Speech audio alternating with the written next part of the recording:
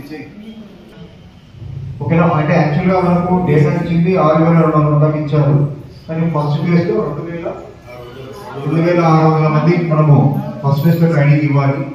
మరి ఎన్ని గంటలు ఇవ్వాలి, ఏ టైంలో ఇవ్వాలని కమిషనర్ సూచించారు. మరి కాబట్టి దయచేసి ప్రతి 10 మందికి ఒక వాయిదా ఎంట్రీ చేయాలి.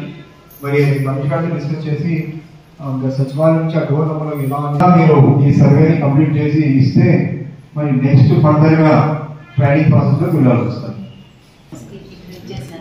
అక్షరాంధ్ర కార్యక్రమం కోసం అందరూ హాజరైనాము. మనకు ఇంతవరకు సార్ గారు ఈ అక్షరాంధ్ర ప్రోగ్రాము ఎలా నిర్వహించాలి అని ఇంతవరకు మీటింగ్లో చెప్పడం జరిగింది.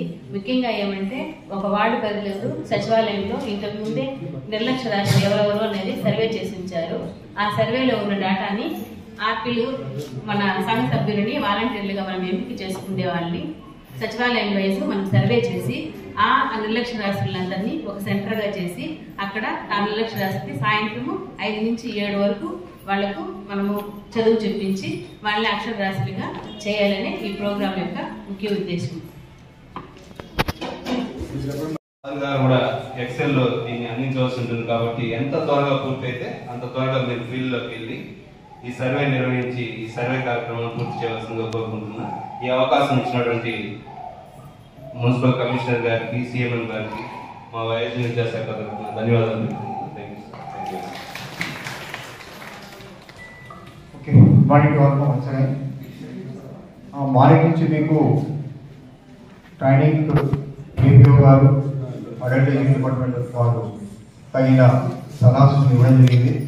దీని యొక్క ముఖ్య ఉద్దేశం ఏంటంటే మన రాష్ట్ర ముఖ్యమంత్రి వర్యులు ఎవరైతే నిరక్షరత ఇంతకుముందు గమనించారో అక్షర ఆంధ్రప్రదేశ్ అనే ఉద్దేశంతో ప్రతి ఒక్కరిని అక్షరాస్యత చేయాలనే ఉద్దేశంతో ఈ ప్రోగ్రామ్ తీసుకురావడం జరిగింది. దీనిలో ICDS, education and municipal department 3 department కలిసి దీన్ని సక్సెస్ఫుల్ చేయాల్సి ఉంది. ఇప్పటి వరకు సుమారు 6,200 మందిని మన పొలంలో మున్సిపాలిటీలో నిరక్షరాస్యులుగా గుర్తించడం జరిగింది. దీనిలో మళ్ళా మనం ఒకసారి సర్వే చేసి ప్రతి 10 మందిని ఒక పాయింట్లో ఎంక్వైరీ చేయాలి. నా రిక్వెస్ట్ ఏంటంటే ఇది ఒక మహా ఉద్యమం, నిరక్షరాస్యులను అక్షరాస్యులు చేయడం అనేది. కాబట్టి మనకు సుమారు ఫస్ట్ ఫేజ్లో 2,500 మందిని మనం అక్షరాస్యులు చేయాల్సి ఉంటుంది. కాబట్టి 250 మంది వాలంటీర్స్ అవసరం ఉంది. సో మా పురపాలక సంఘం నుంచి ఎడ్యుకేటర్స్ అందరినీ రిక్వెస్ట్ చేస్తున్నాము, మీరందరూ కూడా ఈ కార్యక్రమంలో వాలంటీర్లుగా స్వచ్ఛందంగా పాల్గొని ఈ అక్షరాస్యత కార్యక్రమాన్ని దిగ్విజయంగా సక్సెస్ఫుల్గా అందరినీ నిరక్షరాస్యుల్ని అక్షరాస్యులుగా మార్చడానికి సహకరించవలసిగా కోరుచున్నాను. Thank you. రాయించే కార్యక్రమాన్ని కూడా ఉంటాయి, చదివించే కార్యక్రమం, రాయించేదంతా కూడా ప్రాక్టీస్ చేయడం జరుగుతుంది.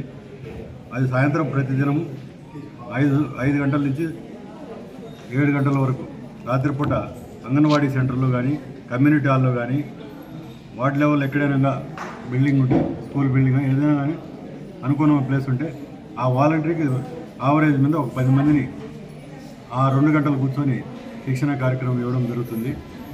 అట్లా 100 గంటలు మొత్తం టార్గెట్ ఉంటుంది. కాబట్టి ప్రతి ఒక్కరూ నిరుద్యోగులు ఉన్నోళ్ళు, వయోజనులుగా ఎవరైతే ఉంటారో 50 నుంచి పైన వయసు ఉన్నటువంటి ప్రతి ఒక్కరు కూడా చదివిన వాళ్ళందరూ కూడా నమోదు చేసుకోండి. మా సచివాలయ సిబ్బంది ఏదైతే మన మెప్మా ద్వారా వీళ్ళంతా కూడా రావడం జరుగుతుంది. ముఖ్యంగా ఈ మున్సిపాలిటీ లెవెల్లో మున్సిపల్ కమిషనర్ చైర్మన్గా మేము ఉంటాము. సిఎంఎం మన బాబా గారు ఉంటారు.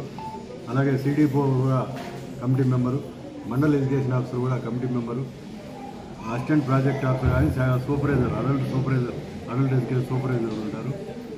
వాళ్ళ మెంబర్ కన్వీనర్ ఏదైనా వాళ్ళ కమిటీలో మీటింగ్ కన్వీట్ చేసేది వాళ్ళ ద్వారా జరుగుతుంది. మనం సపోర్ట్ అన్ని చేయడం జరుగుతుంది. కాబట్టి ప్రతి ఒక్కరూ ఈ అవకాశాన్ని సద్వినియోగం చేసుకుంటారని విజ్ఞప్తి చేస్తున్నాం.